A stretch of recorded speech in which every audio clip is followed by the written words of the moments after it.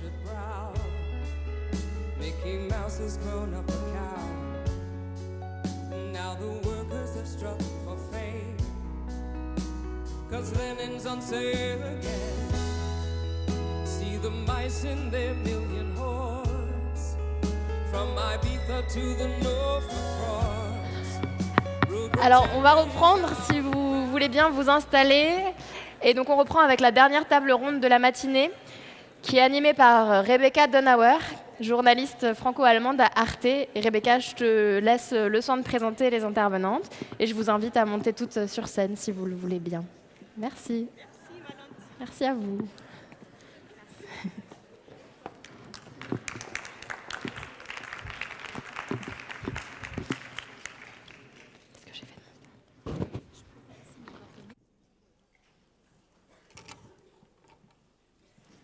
Est-ce que ça bah, je vais faire comme ça alors.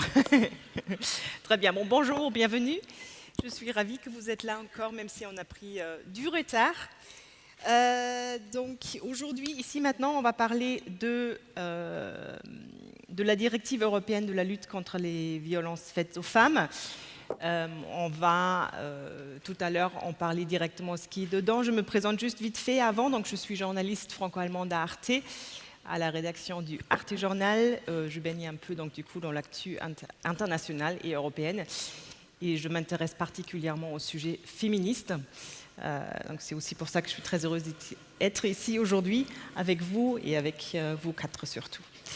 Donc juste pour vous dire un peu comment va se passer notre petit débat, on va donc regarder qu'est-ce qu'il y a dans cette directive. Faut savoir que c'était vraiment un bras de fer pour qu'elle soit votée en mai 2024. On va l'expliquer pourquoi, on va regarder les points où l'Union européenne n'a pas trouvé des accords et on va quand même regarder en quoi c'est un accord historique malgré tout. Et après, on va surtout parler de l'impact que cette directive a concrètement pour nous, les Européennes, les femmes en Europe, et quel enjeu il y en a. Et on va parler aussi sur la loi qui est demandée aujourd'hui de plein d'associations féministes. Vous l'avez vu samedi, il y avait des grosses manifs sur cette loi intégrale en France. Donc je vous présente nous ici. Donc on se trouve à ma gauche Alice Ackermann. Je suis ravie que vous êtes là. Vous avez travaillé au planning familial. Vous êtes aujourd'hui à la Fédération internationale des plannings familiaux, chargée de la communication, donc en lien avec des militants du monde entier. Bienvenue. Anne-Cécile Malfer, vous connaissez probablement déjà, présidente donc, de la Fondation des femmes. Alissa Arabar, juriste et présidente de la Coordination française pour le lobby européen des femmes, bonjour, qui va nous aider à décrypter tout le côté juridique pour nous tous, toutes non-juristes. Et aussi Melissa Camara, députée européenne du groupe Verts. Je précise que c'est surtout les Verts qui ont réclamé de longue date une législation au niveau européen pour lutter contre les violences. Donc je vous laisse la parole et après nous on débat sur la directive. Bienvenue. Bonjour. Merci. Bonjour à toutes, bonjour à tous. Je me tiens devant vous en tant que nouvelle eurodéputée écologiste. Je suis très heureuse d'être ici aujourd'hui, surtout après cette semaine au Parlement européen en session plénière, où malheureusement on a vu un vice-président à la commission d'extrême droite arriver et où on a eu encore une fois des débats absolument exécrables sur les droits des femmes, sur les droits des minorités et une extrême droite qui avance son agenda. Donc je suis particulièrement heureuse, d'autant plus heureuse d'être ici aujourd'hui avec vous. Je me tiens devant vous donc, en tant qu'eurodéputée, mais aussi en tant que militante féministe, antiraciste, qui est fondamentalement engagée pour les droits des femmes et pour une société plus juste et égalitaire. Je suis heureuse aujourd'hui de m'exprimer sur un sujet qui est au cœur de nos préoccupations en ce moment, la nouvelle législation de l'Union européenne sur la lutte contre les violences faites aux femmes. Je salue d'ailleurs mes collègues qui, au mandat précédent, ont effectué le travail qui a permis d'aboutir à ce premier texte en la matière au sein de l'Union européenne. Au printemps 2024, l'Union européenne a donc adopté sa première législation en matière de violences faites aux femmes. C'est une avancée indéniable, avec des avancées historiques telles que la criminalisation des mutilations génitales, la criminalisation des mariages forcés et pour la première fois des cybercrimes comme le cyberharcèlement. Et je peux vous dire qu'en tant que députée féministe, racisée, lesbienne, c'est un combat que je mène au quotidien. Merci.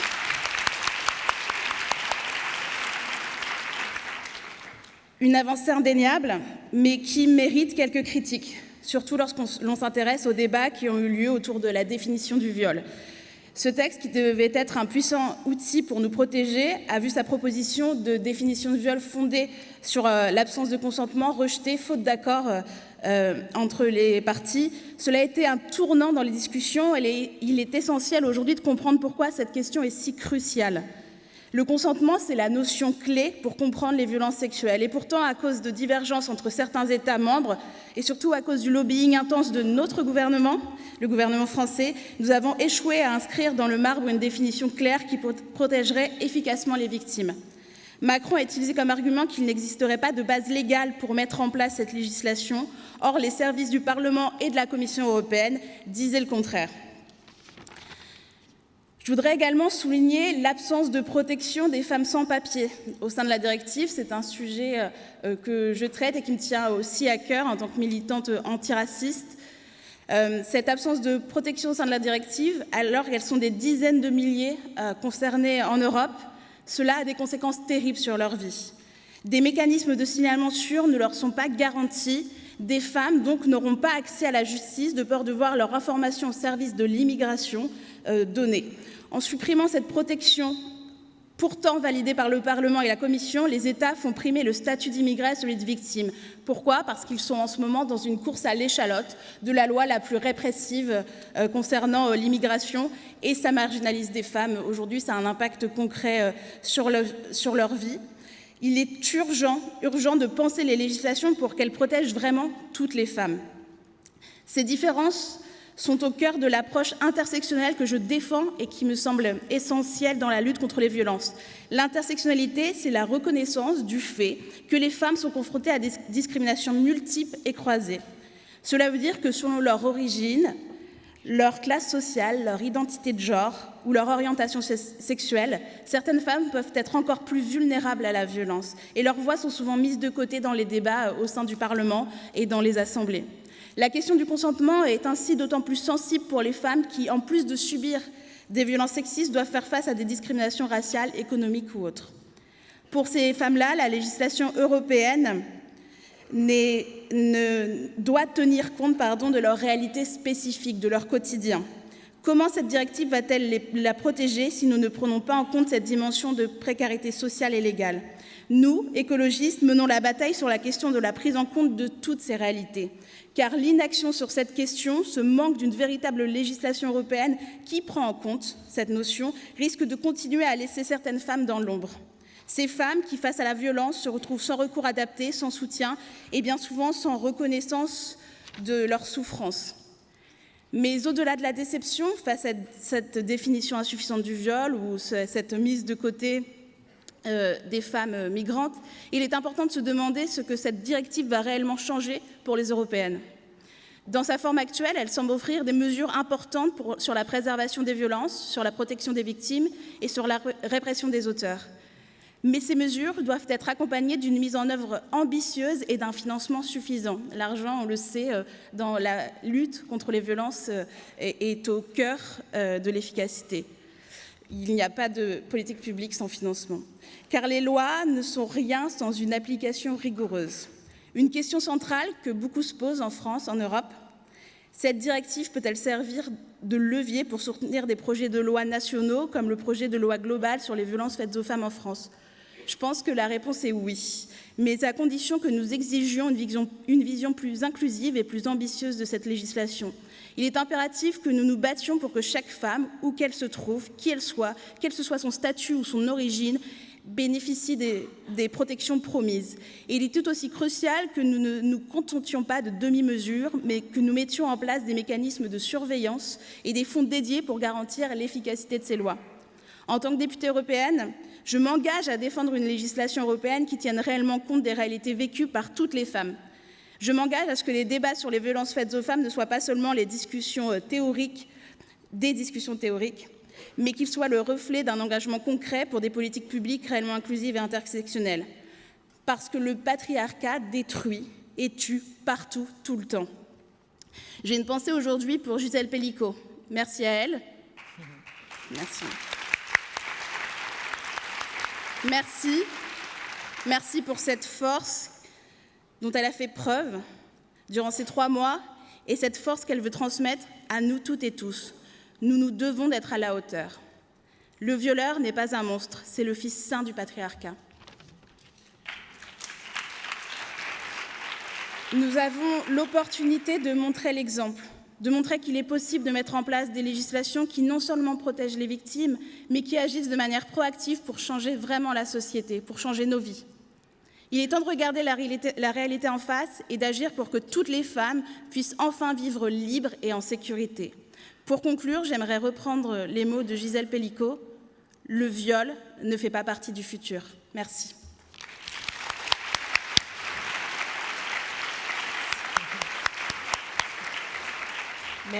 Merci beaucoup Mélissa Camara. Maintenant, on a déjà plein de points qui étaient évoqués. Il y avait plein de sujets qui étaient déjà touchés dans l'intro. Merci beaucoup. Alissa, explique-nous très concrètement pour nous, non-juristes, c'est quoi une directive européenne et en quoi cette nouvelle directive, qu'est-ce qu'il y a dedans, les grandes lignes? Merci beaucoup. Est-ce qu'on m'entend? Oui. Donc, une directive européenne, tout simplement, c'est une loi européenne. Donc, c'est une loi qui va s'appliquer à l'ensemble des États membres de l'Union européenne. Chaque État membre, dont la France, a une obligation de transposition des dispositions de la directive dans son droit interne.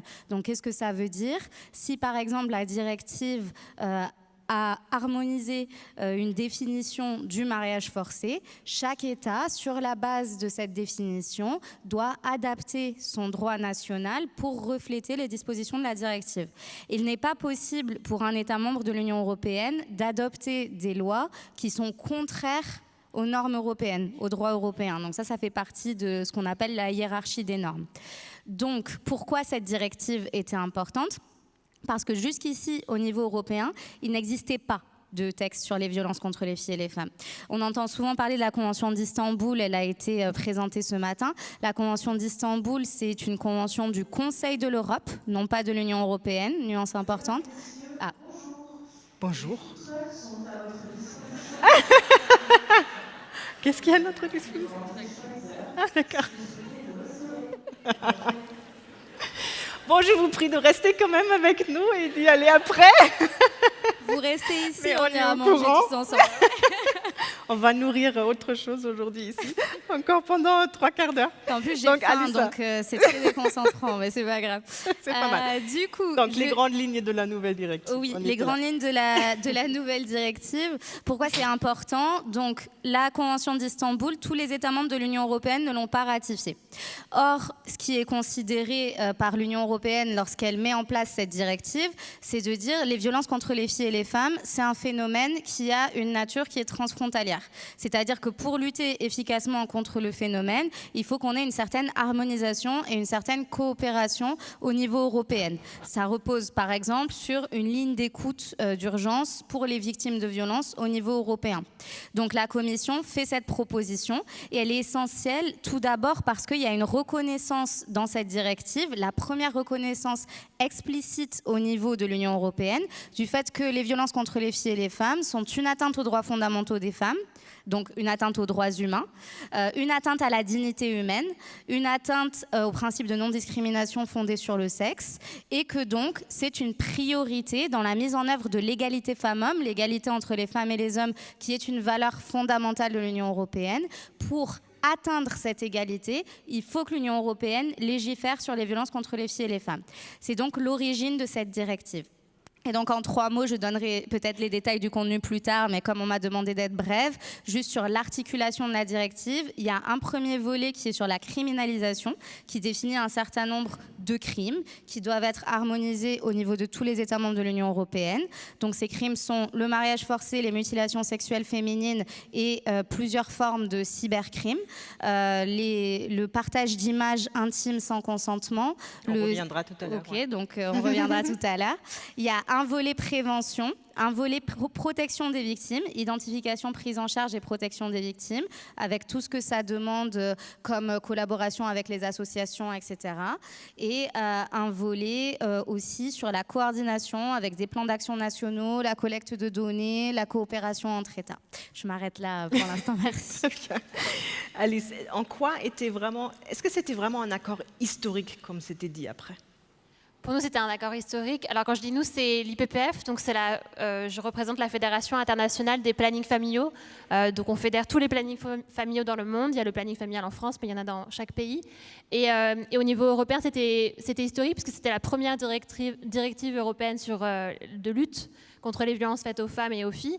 Et notre objectif pour nous, c'était que chaque pays européen puisse avancer sa loi sur les violences sexistes et sexuelles et qu'on puisse partir sur une vision ambitieuse et non rétrograde pour pouvoir soutenir le plaidoyer et la situation légale dans tous les pays. Donc pour nous, c'était extrêmement, extrêmement important. Donc les lois sont vraiment extrêmement différentes dans les 27. Les lois sont très, très différentes dans les 27. On a des pays qui, depuis le mouvement MeToo, ont pris la responsabilité de refléter ce mouvement et de refléter cette lutte contre la culture du viol. On peut citer la Suède, qui a changé sa loi en 2018 en incluant la question du consentement et en incluant une nouvelle notion qui est le viol par négligence. On a la Belgique en 2021 qui a aussi changé sa loi pour inclure la notion de consentement dans la définition du viol. Mais on a des pays encore, notamment en Europe de l'Est, qui sont encore très, très loin, que ce soit dans le cadre légal et dans l'implémentation de la loi, ne protègent toujours pas les femmes et ne rendent pas justice aux femmes lorsqu'elles sont victimes de viol. Donc pour nous, cette directive européenne est un outil supplémentaire pour pouvoir accompagner au niveau national et au niveau local la progression et l'implémentation des lois contre les violences sexuelles. Donc les négociations étaient très très longues et les associations, moi je ne sais pas trop comment ça se passe derrière les coulisses, ils avaient un véritable impact. Raconte-nous un tout petit peu comment ça se passe en fait, ces échanges entre les associations et les parlementaires essentiellement, je crois. Alors on entend souvent que le niveau européen, c'est un niveau très opaque, et c'est vrai, c'est assez compliqué de comprendre ce qui se passe au niveau européen. Cependant, il y a vraiment un devoir et un effort de transparence qui est fait par les institutions européennes et un effort de consultation de la société civile. Tout d'abord, il y a un site que je vous invite à visiter qui s'appelle Have Your Say, ayez votre mot à dire, qui est un site de la Commission européenne. À chaque fois que la Commission européenne travaille sur un texte, donc je précise que la Commission européenne, au niveau de l'Union, c'est l'instance de l'Union européenne qui a l'initiative législative. C'est-à-dire qu'il n'y a que la Commission européenne qui peut proposer des textes, que ce soit des textes de directive ou autres. Donc à chaque fois que la Commission européenne propose un texte, il y a une consultation avant l'écriture même du texte et ensuite pendant son écriture, des consultations sur ce portail Have Your Say auquel tout le monde peut participer, donc les associations européennes ou nationales, mais aussi même des individus, des professeurs, des experts, des juristes. Chacune a son mot à dire. Ça, c'est la première étape un petit peu de négociation. Nous, à la Coordination française pour le lobby européen des femmes, donc collectif de 80 organisations de défense des droits des femmes en France et membre du lobby européen des femmes, qui est la première force féministe en Europe, qui rassemble plus de 2000 organisations. On a évidemment travaillé avec la Commission dès les prémices de cette initiative. Ensuite, lorsque le texte, la proposition est rédigée par la Commission européenne, il y a des travaux qui sont faits, ce qu'on appelle les trilogues, donc avec les 3 institutions principales de l'Union européenne, à savoir le Conseil de l'Union européenne, qui représente les États membres et leurs intérêts, le Parlement européen, qui représente les citoyens et les citoyennes de l'Union européenne, et qui sont, avec d'ailleurs des membres du Parlement européen qui sont directement élus par les citoyens et citoyennes européennes, et la Commission, qui représente, elle, les intérêts de l'Union. Donc le Parlement travaille sur des amendements, des propositions d'amendements. Le Conseil fait de même. Au niveau du Parlement européen, il y a des consultations qui sont organisées et un énorme travail qui est fait avec la société civile. Et donc ce travail, dans le cadre de cette directive, il a duré pendant 2 ans. Et pendant 2 ans, il y a eu des consultations avec la société civile, des travaux sur des amendements. Notre organisation, on a rédigé des amendements, on a fait des analyses des textes au fur et à mesure des travaux, des différentes versions. C'est un travail de très longue haleine. Et le Parlement européen est arrivé à une version de la directive beaucoup plus progressiste que le texte initial de la Commission européenne et que le texte final qui a été adopté. Ce qui est très délicat, c'est que le Conseil de l'Union européenne a des intérêts totalement divergents par rapport au Parlement européen et à la Commission. Pourquoi ? Parce que donc, c'est les États membres, et les États membres, ils pensent à quoi ? Notamment, ils pensent au coût de la mise en œuvre des dispositions de la directive. Et donc, si ce coût est trop élevé, il va y avoir de la résistance. Par exemple, sur la collecte de données, ça a un coût. Donc, les États se sont beaucoup opposés à ces dispositions-là. Et donc, le Conseil de l'Union européenne a quand même, dans une large partie, vidé de sa substance et de son potentiel le texte qui a été adopté dans sa version finale. Donc on va venir à tous ces points qui manquent, on va en parler tout à l'heure.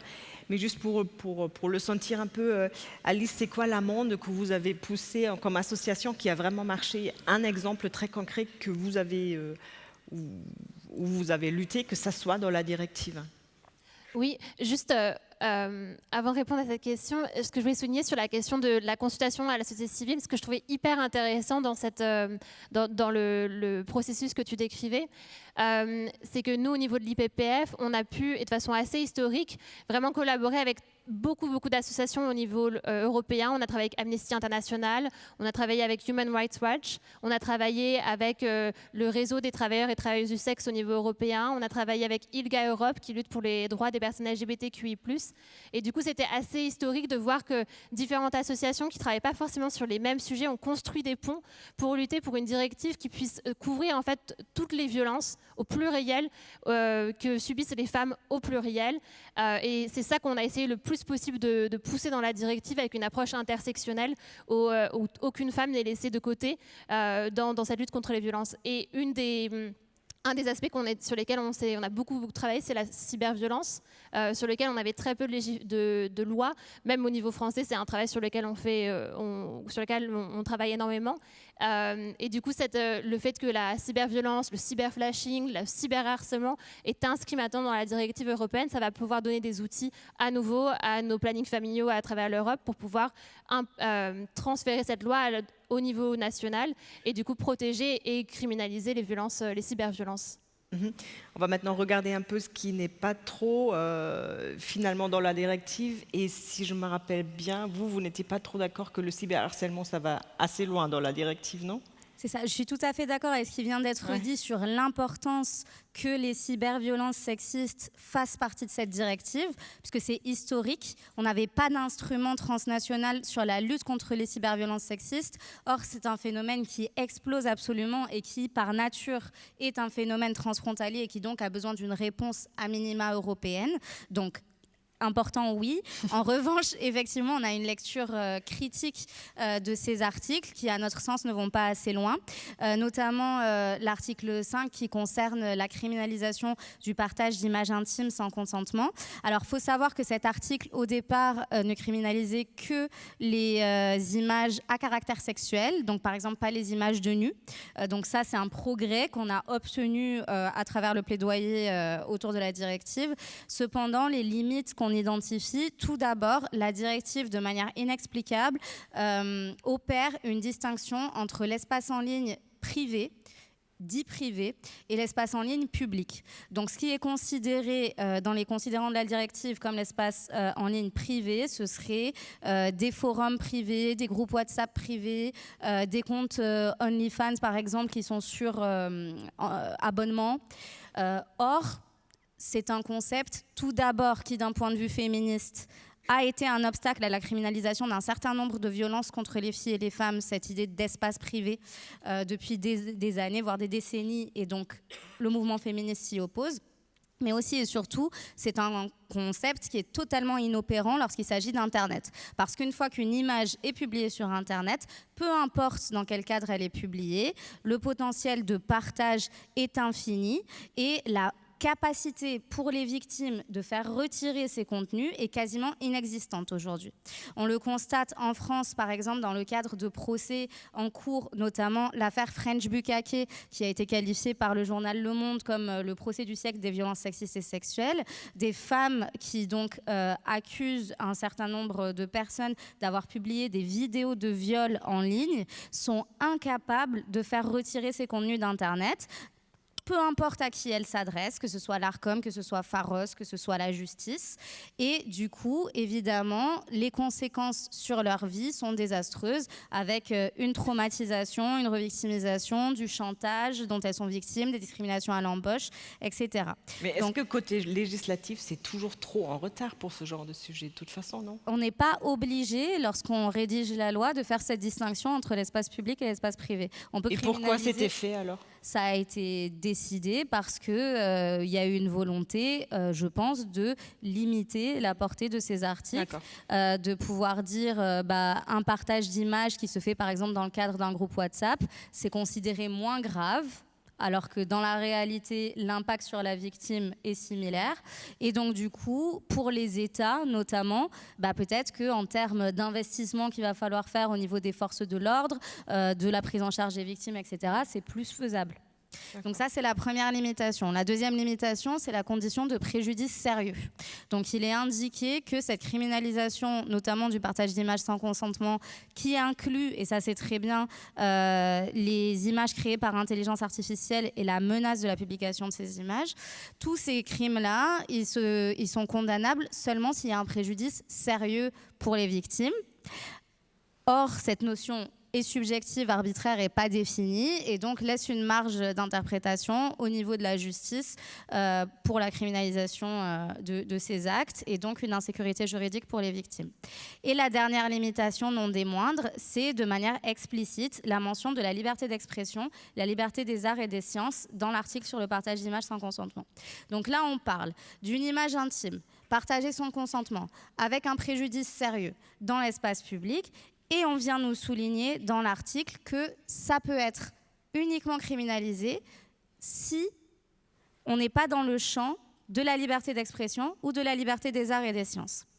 Tout d'abord, ce paragraphe est excessif. Pourquoi ? Parce qu'il existe déjà un cadre juridique européen sur la protection de la liberté d'expression, qui dispose par exemple dans la Convention européenne des droits de l'homme, aucune liberté n'est absolue et toute liberté peut être limitée de manière proportionnée pour poursuivre un but légitime. Ce qui est le cas de la protection des filles et des femmes et des enfants en ligne. Mais en plus, cet argument de la liberté d'expression et des arts et des sciences, c'est un argument qui est déjà utilisé par les agresseurs pour assurer leur impunité. Et du coup, l'ancrer dans le texte de loi qui vise à criminaliser ces actes, c'est en fait donner des billes aux agresseurs pour pouvoir se défendre et continuer de passer entre les mailles du filet de la justice. Donc on considère que ces articles ne vont pas assez loin. Il manque également la captation d'images sans consentement dans ce qu'on appelle par exemple l'upskirting, le fait de prendre des vidéos sous la jupe des femmes. Ça, par exemple, c'est pas présent dans la directive. Donc voilà, il y a un certain nombre de manquements. Comme ça a été dit, en revanche, des choses ont été ajoutées, par exemple le cyberflashing, donc le fait d'envoyer une photo, par exemple, de ses parties génitales sans l'accord de la personne. Donc ça, c'est quelque chose qui a été ajouté du fait du plaidoyer des associations notamment. Il faut qu'on parle quand même aussi le fait qu'il n'y avait pas d'accord sur la définition commune sur le viol, surtout sur la question d'intégrer le consentement dans cette loi-là. Je ne sais pas, un de vous deux... Oui, ou Alice peut-être du coup. Tu veux Oui, alors ça, je pense que tout le monde peut-être ici en a entendu parler parce que c'est ça qui a été le plus médiatisé. Donc dans le cadre de la directive, une des propositions qui avait été faite par les associations, par certaines associations et par la Commission, c'était d'intégrer une définition du viol qui avait à l'intérieur une définition du consentement. C'est-à-dire dire que, alors je ne la connais pas par cœur, mais c'était un viol est un rapport non consenti, et puis ça expliquait qu'est-ce que c'est le consentement, et que le consentement peut être retiré, et que s'il y a menace, violence, surprise, à ce moment-là, il n'y a forcément pas de consentement. Donc c'était ça la définition qui était proposée dans le cadre de cette directive. Et alors le Parlement européen était en faveur, la Commission était en faveur, mais au sein des États membres, il y avait des États qui se sont opposés, notamment la France, en disant que ça ne relevait pas de la compétence de l'Union européenne de légiférer sur la définition même du viol et que ce n'était pas un eurocrime, donc là où l'Union européenne peut légiférer. Et à ce moment-là, ça a été un peu un veto du côté notamment de la France de retirer cet article 5 de la définition du viol. Donc à la fin, c'était assez une perte, nous, du côté de l'IPPF, puisque du coup, la directive qui a été adoptée n'a pas de définition du viol. Donc libre entre guillemets, à chaque État de définir le viol. Pourquoi libre entre guillemets? Puisque dans la Convention d'Istanbul qu'on a mentionnée tout à l'heure avant, il y a déjà une définition du viol par le consentement. Et il est la responsabilité des États qui ont signé, notamment la France en 2014 et ratifié la Convention d'Istanbul, d'intégrer cette définition dans leur législation. Et la France, à plusieurs reprises, a été rappelée à l'ordre parce qu'elle ne l'a pas fait, notamment par le Grévieux. Il y avait une représentante du Grévieux tout à l'heure sur la table ronde précédente, ont plusieurs fois rappelé à l'ordre la France de mettre en conformité la définition du viol dans le code pénal français.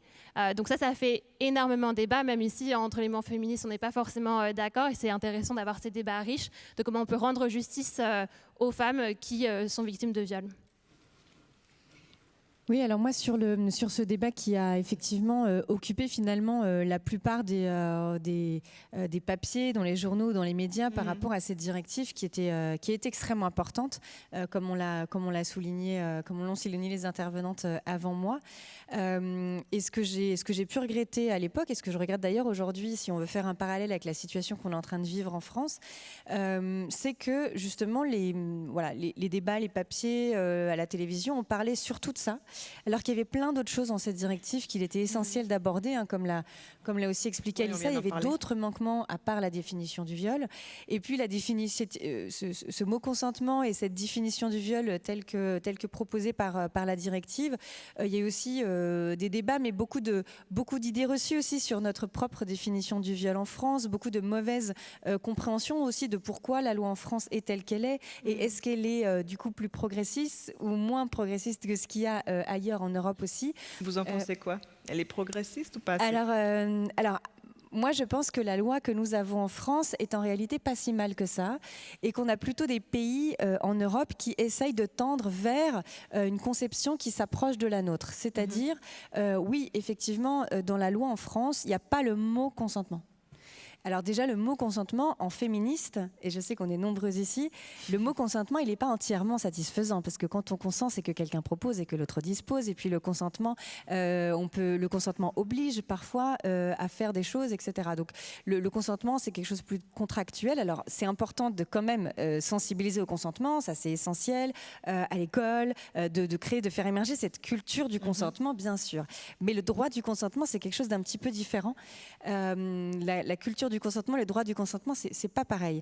Et la loi française, s'il n'y a pas le mot consentement, ça ne veut pas dire qu'elle l'ignore totalement. La loi française, en fait, il y a 4 critères pour le viol: contrainte, violence, menace, surprise.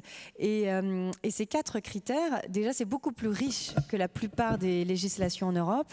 En Espagne, par exemple, ils ont changé parce qu'ils avaient juste la force.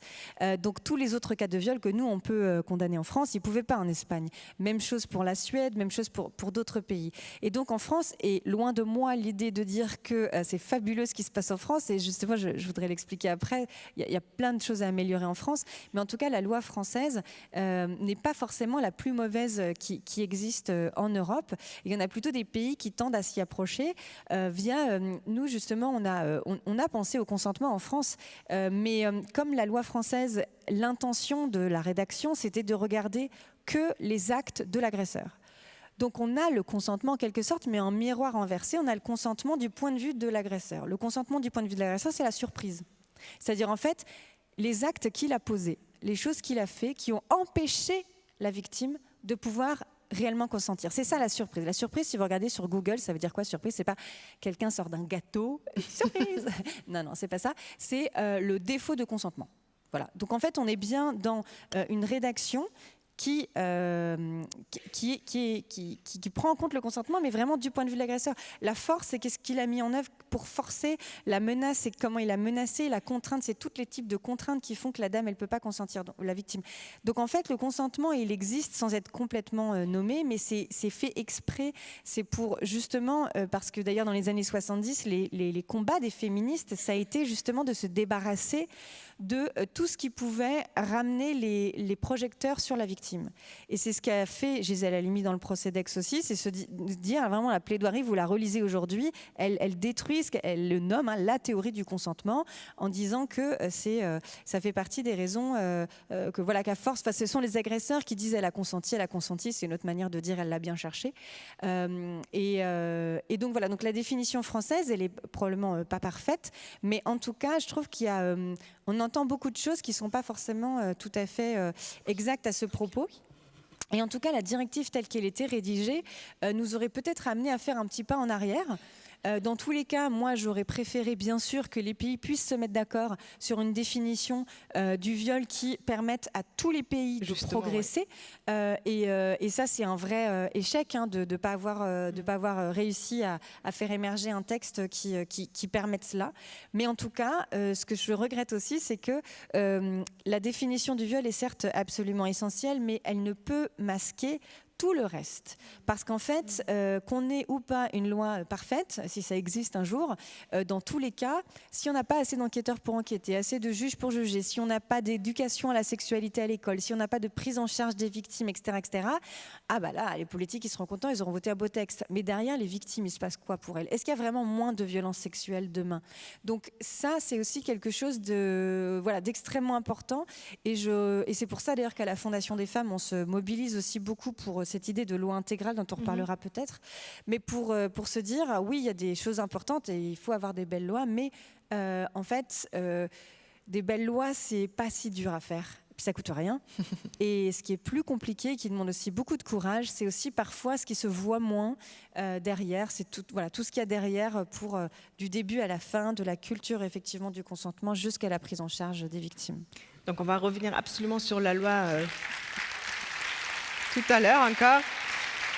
Je veux bien m'attarder un tout petit peu sur le consentement encore parce que vous vouliez dire quelque chose. Juste vous dis que demain, il y a encore un atelier sur le consentement avec un temps consacré vraiment à cette notion-là, mais vous vouliez répondre quand même.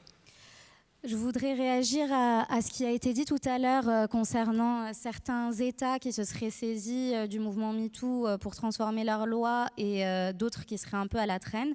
La réalité des violences sexuelles et du viol dans le monde, c'est qu'il n'y a aucun pays où le viol est effectivement criminalisé. Aucun. Quelle que soit la définition, quoi, ça veut dire qu'en moyenne, les chiffres du nombre de violeurs condamnés, c'est entre 1% et 5-6%. Ça ne dépasse pas les 10%. On est dans aucun pays, on arrive à criminaliser le viol. Même pas en Espagne où on est tellement pionnière là-dessus. Absolument pas. On cite souvent l'Espagne en exemple. L'Espagne est pionnière notamment en ce qui va concerner la lutte contre les féminicides et les violences conjugales avec la création de cours spécialisés, etc., qui est un modèle effectivement intéressant. La Belgique est pionnière par exemple en ce qui va concerner la création de centres de soutien aux victimes pluridisciplinaires qui sont très efficaces, etc.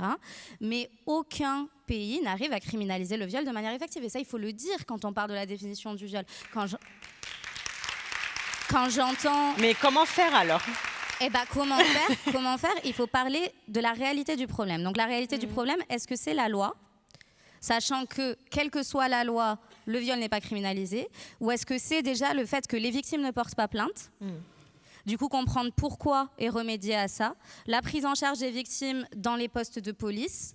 La sensibilisation, les campagnes publiques pour enlever le stigma sur les victimes de violences sexuelles. La lutte contre ce qu'on appelle la culture du viol, le fait de toujours reprocher aux victimes leur comportement. Ce qu'on va retrouver derrière la notion de consentement. Parce que certains pays qui ont inclus le consentement dans leur définition du viol, comment est-ce que tu prouves le consentement de la victime devant une cour de justice. Tu vas forcément t'intéresser au comportement de la victime et tu vas forcément devoir poser un certain nombre de questions invasives. Et donc, par exemple, le Grevio, le comité Grevio dont on a déjà parlé, a dénoncé Malte parce que depuis l'introduction du consentement dans la définition du viol, ce sont des arguments de culture du viol qui sont utilisés devant les cours de justice pour demander à la victime, ah bah tiens, tu étais habillée comme ci, tu t'es comporté comme ça, tu avais déjà couché avec la personne. Tous les viols qui se passent dans le cadre conjugal. La réalité des viols, c'est quoi? C'est que dans la majorité des cas, l'agresseur va extorquer le consentement de la victime. C'est-à-dire que la victime, elle ne va pas forcément dire non et se débattre. Ça, c'est un mythe. Dans la réalité, une femme qui est mariée à un homme qui la viole quotidiennement, une femme qui est sidérée ou tétanisée, comme ça arrive dans beaucoup de cas, une femme qui est sous dépendance économique de son employeur, une femme qui est sous dépendance administrative de son mari, par exemple, pour ne citer que ces exemples-là, elle va céder.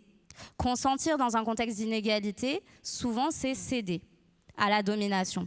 Et donc, ancrer ce terme-là dans la loi sur le viol, alors même qu'on voit que dans des affaires comme dans les procès des viols de Mazan, une victime inconsciente, on est quand même en train de questionner son consentement, alors qu'on voit que justement c'est un obstacle au fait que les victimes portent plainte parce qu'elles ne veulent pas que finalement ce soit entre guillemets le procès de la victime, ça nous semble problématique.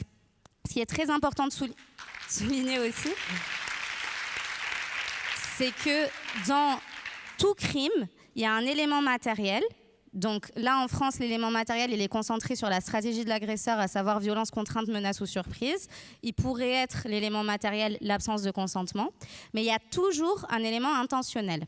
Donc si on définit le viol par l'absence de consentement, il faut aussi prouver l'intention du violeur. Donc il faut prouver que le violeur avait conscience que la victime ne consentait pas. Et là, vous voyez le piège. Parce que du coup, le violeur, il ne va pas dire « Ah mais oui, évidemment, je savais qu'elle n'était pas consentante ».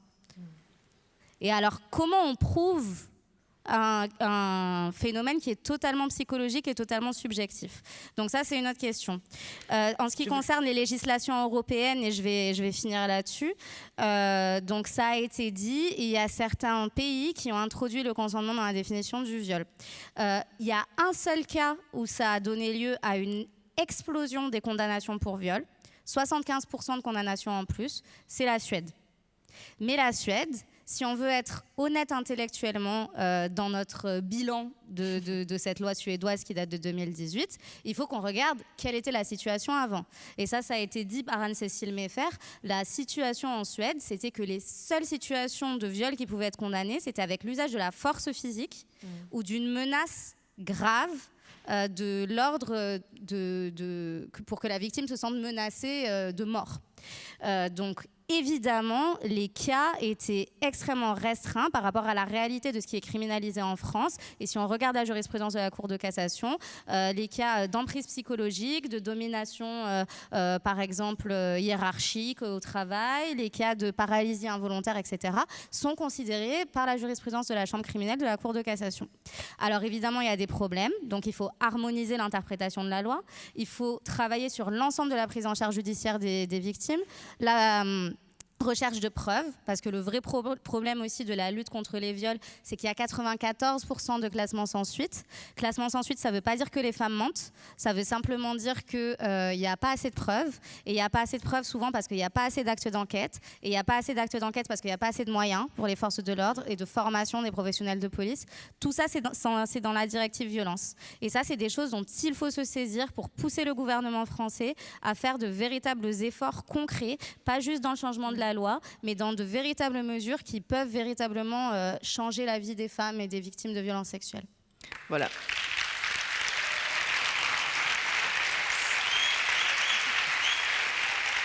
C'est parfait qu'on y arrive là, parce que je voulais justement revenir sur quand même ce socle dans cette directive qui est l'assistance aux victimes et protection, qui donne quand même des signaux très très forts et qui demande maintenant qu'il y a quelque chose qui se passe. Mais Alice, vous vouliez réagir à bord? Oui, en quelques minutes. Absolument, Je sais que cette table ronde, c'est pas le débat sur est-ce qu'il faut pas mettre le consentement dans la loi, mais simplement quelques points. La première, c'est que j'ai beaucoup de mal à entendre qu'en mettant le consentement dans la loi, on inversera la charge de la preuve et ce sera à la femme de démontrer qu'elle a été violée. Toute personne ici qui a accompagné des femmes victimes de viol dans une démarche judiciaire pour plainte sait que c'est la femme qui, au final, doit prouver qu'elle a été violée. C'est jamais le violeur. On est toujours à nous de devoir prouver encore et encore. On est toujours examiné. Vas-y. Donc c'est pas ce changement de loi qui va changer la place. La seconde chose, c'est que en effet, il ne faut pas penser que le débat sur la loi sur le consentement et sur la définition du viol doit nous détourner, doit nous distraire de lutter pour l'éducation à la sexualité et l'éducation pour le consentement, doit nous distraire de lutter pour l'augmentation du budget pour la lutte contre les violences, doit nous distraire de lutter pour la formation des magistrats, pour la formation des policiers et des policières. Évidemment, la bataille, elle se fait partout et en même temps. Et on avait les mêmes arguments quand on luttait pour l'inscription de la loi, l'inscription de l'IVG dans la Constitution. On disait oui, mais le débat, il n'est pas légal, il devrait être sur le meilleur accès, sur le terrain, un meilleur budget. Oui, mais le débat, il est partout, il est à tous les niveaux et c'est comme ça qu'on va pouvoir mettre fin aux violences sexistes et sexuelles. C'est en luttant sur le local, sur le national, sur le plan légal, sur le plan budgétaire et sur le plan de la formation. Et c'est ça qui est intéressant sur les exemples suédois, sur l'exemple belge, et l'exemple notamment espagnol, c'est qu'ils ont fait ça sur tous les niveaux. Ça veut dire qu'ils se sont engagés à mettre une loi pour l'éducation à la sexualité beaucoup plus active. On le voit en Suède, on le voit en Belgique, et ils font face à des grandes attaques contre l'éducation à la sexualité. Et maintenant en France, on fait aussi face à ces mêmes attaques. Ils ont aussi investi plus pour la formation et ils ont fait cette nouvelle loi, notamment en Suède, sur le viol pour la négligence, où même si le violeur n'avait pas l'intention de violer selon lui parce que culture du viol, et on peut quand même prouver qu'il y a eu un viol. Donc c'est un changement de société, un changement pour la culture du consentement et contre la culture du viol qu'on essaye, nous, à l'IPPF, au niveau national, européen, international, de lutter pour. Et du coup, je pense que c'est très intéressant de débattre là-dessus, puisque ça nous permet de travailler en solidarité avec toutes les associations pour pouvoir changer et mettre fin aux violences sexistes et sexuelles. Et la directive, pour revenir au sujet sur lequel nous sommes, est un de nos outils les plus importants au niveau européen. Non, mais justement, c'est ça qui est vachement intéressant. Alors déjà, voilà, ici. Que finalement, il y avait cette directive-là et il y avait un impact. Parce que, est-ce qu'il y a assez de débats maintenant sur, par exemple, changer vraiment les budgets, mettre plus d'argent aussi dans toute cette assistance des protections des victimes? Je pense que si vous voulez... Ouais, malheureusement, je trouve que là, ces derniers mois, il y a une occasion historique qui est en train politiquement, on est en train de passer à côté de cette occasion incroyable d'améliorer franchement la situation sur le sujet des violences sexuelles. Parce que ça fait quand même bientôt 7 ans MeToo, il y a 94% effectivement de classement sans suite. Maintenant, on a les chiffres, nous on le voyait depuis quelques années, mais maintenant on a les chiffres, donc ça c'est hyper important. Il y a également le procès du coup de Mazan et tout ce que ça vient interroger chez nous. Il y a, et le procès Mazan, ce qui est très intéressant, c'est que ça touche les gens. Et en fait, on ne peut pas changer les mentalités. Enfin, c'est important les impulsions politiques, absolument, mais là il y a l'occasion on a une population qui est, de ma mémoire de féministe, qui n'est pas aussi grande que d'autres, mais quand même de quelques années de féminisme déjà. Je suis hyper heureuse de vivre là tout de suite cette époque, parce que là il y a des mots, il y a des gens qui veulent changer les choses et c'est partagé beaucoup plus largement. Ça se cristallise presque un peu. Et c'est super, donc il faut réussir à s'en saisir. Et malheureusement, effectivement, à mon sens, un peu à l'instar de ce qui s'est passé sur les discussions autour de la directive européenne, mais là encore plus fortement, je trouve, tout est centré sur ce sujet du consentement, du changement du code pénal, et ça amène des divisions d'ailleurs entre féministes, puisque même celles qui souhaitent introduire le consentement, en vrai, elles ne sont pas d'accord entre elles. Il y a un introduire en positif, l'introduire en négatif, mettre le mot consentement, mettre le mot volonté, et puis après réussir à l'écrire. Là, à ce stade, les missions parlementaires, personne n'arrive à écrire un texte qui ne serait pas dangereux pour les victimes. Non, mais donc du coup, on est en train de passer des heures, et en plus, il y a des conflits qui sont en train de naître entre féministes, les pour, les contre, les machins, alors qu'en fait, on est d'accord sur 99% 20% du reste, qui est, à mon sens, beaucoup plus déterminant si on veut changer la vie des femmes, changer la vie des enfants, changer la vie des personnes en général qui sont victimes C'est quoi de ces violences sexuelles. 99%? C'est, entre autres, les 140 propositions qu'ont formulées toutes les associations de la coalition féministe pour une loi cadre de protection intégrale contre les violences sexuelles en France. Donc c'est une coalition qu'on a lancée fin octobre et le texte de ces 140 mesures a été dévoilé la semaine dernière, je crois. Et donc dans ces 140 mesures, on explique d'abord et avant tout qu'en fait, première chose, il faut qu'il y ait un portage politique fort. Il faut que ce soit une politique coordonnée, suivie dans le temps, avec de l'évaluation, avec un suivi en réalité de ces politiques-là. Il faut que ce soit une politique qui ait des moyens. Ça, c'est un peu. Je sais que c'est pas hyper sexy, mais franchement, c'est absolument essentiel et qu'il y ait des moyens financiers à la Fondation des femmes. On est un peu spécialiste des sous. Donc du coup, on avait fait le rapport Où est l'argent contre les violences faites aux femmes il y a 2 ans, et on avait budgété. Donc aujourd'hui, on a trouvé trace de 13 millions d'euros investis en France contre les violences sexuelles. 13 millions, c'est vraiment rien du tout. Hein. Je crois que c'est même pas une piste cyclable à Paris. Mais je sais pas à Strasbourg combien c'est les pistes cyclables. Mais Non, je sais que vous en avez là, pas. on est en avance. Forte. Mais c'est à peu près ça. C'est voilà. Je crois que c'est 2 collèges. Voilà, 2 collèges. Voilà. J'aime bien faire des comparaisons comme ça, hein, parce que 13 millions sur notre compte en banque, c'est énorme, mais en fait, en vrai, dans le compte public, c'est rien.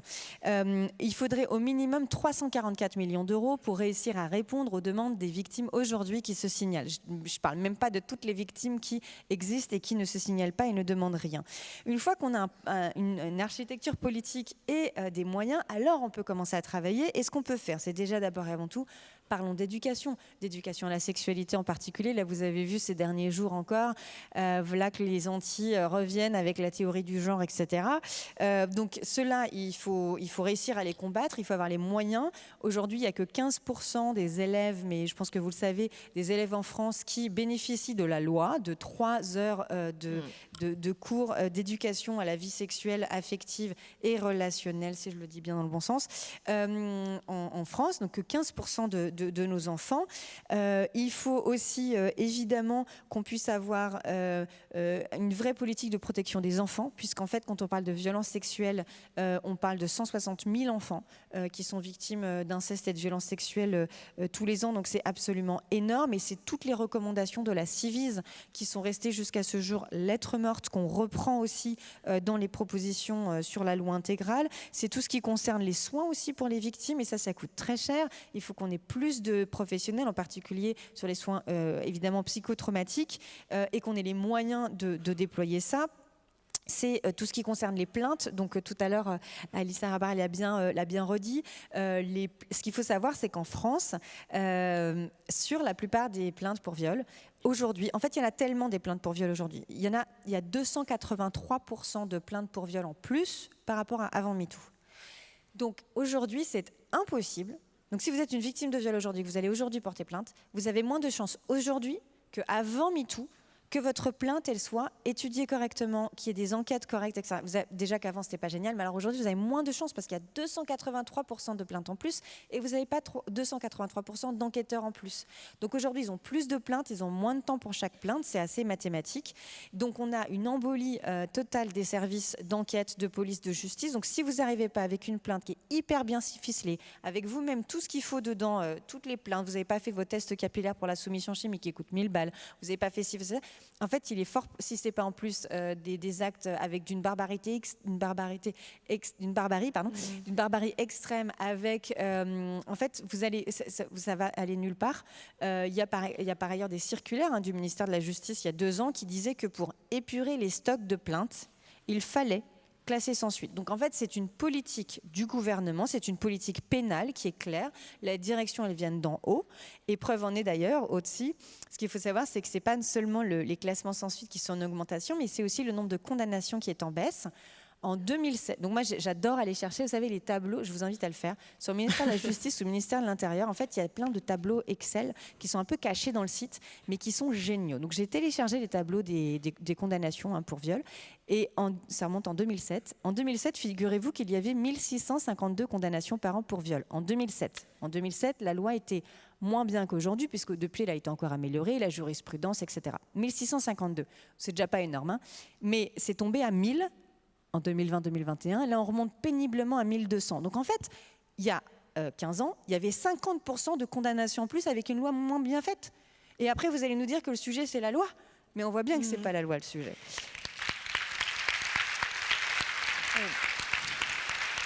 Et enfin, justement, on est malheureusement un peu pressé par le temps. Mais je voulais des juridictions spécialisées, des brigades spécialisées, tout ça, c'est sur le site Loi Intégrale, lointégrale.fr. Et il y a des pétitions à signer. Si vous êtes une association qui n'avait pas encore rejoint la coalition, n'hésitez pas. Plus on est de folles, plus on rit. Et on a vraiment envie de pousser ça et de changer les choses. À nouveau, c'est un moment historique qu'on est en train de vivre. On a besoin que tout le monde s'en saisisse. Dans 5 ans, dans 10 ans, peut-être que la population, ce ne sera pas pareil. Peut-être que le gouvernement sera encore pire. Donc, il faut vraiment enfoncer le clou et être ambitieuse, demander le maximum. On veut tout. On veut tout. Ben voilà, ça c'est un super mot de fin. Je n'ai plus rien à dire. Merci beaucoup. Alissa, ouais, malheureusement. Merci Anne-Cécile, Marie-Alice. Je pourrais continuer encore 2 heures à discuter avec vous, mais malheureusement, c'est déjà terminé. Je suis désolée. Donc, je laisse la place à Valentine qui fait la suite. Je dis juste, on n'a pas beaucoup eu le temps de parler de exactement ce qu'il y a dans cette directive. Ouais, c'est vrai. Et je voudrais juste dire que là, les États ont 3 ans jusqu'à 2027 pour leur mise en œuvre. Et il y a une clause de revoyure aussi en 5 ans, donc en 2029. Et il y a énormément de textes au niveau européen très importants qui sont en travaux maintenant sur les droits des victimes, sur les abus sexuels sur les enfants. Il y a le Digital Service Act qui est aussi entré en œuvre, qui concerne toute la régulation d'Internet. Tous ces nouveaux instruments, ils vont devoir s'articuler avec la Convention d'Istanbul et avec la directive violence. Et ça, c'est très important que nous, en tant qu'organisation féministe, en tant que professionnels du secteur, on travaille à cette articulation et à des recommandations pour une mise en œuvre qui aille plus loin que le texte de la directive violence. Et donc là-dessus, la clé, la coordination française pour le lobby européen des femmes, on est en train de travailler sur différents projets pour rendre tout ça lisible et travailler sur des outils de plaidoyer pour le gouvernement. Donc je vous invite à nous écrire si vous souhaitez travailler là-dessus avec nous. On a des groupes de travail. Vous pouvez nous écrire à clef.femme@gmail.com ou nous trouver sur les réseaux sociaux. Vraiment, je vous y invite parce que là, il y a un gros enjeu actuel à se saisir de ces textes-là. Merci beaucoup. Merci. Non, c'est important parce que ça continue quand même. C'est pas fait avec cette directive seule et vous vous battez encore et ça vaut le coup de s'activer. Merci beaucoup. Je te laisse la place, Valentine. Merci à toutes les 4. Merci à vous. On va faire une petite pause déjeuner. C'est un tout petit peu plus court que prévu, mais on va reprendre qu'à 14h15, histoire de vous laisser quand même le temps de manger tranquillement. Et on reprend donc à 14h15 avec Madame Roland et Madame Barzéguian, les maires de Nantes et de Strasbourg. Merci, à tout à l'heure. Bon appétit.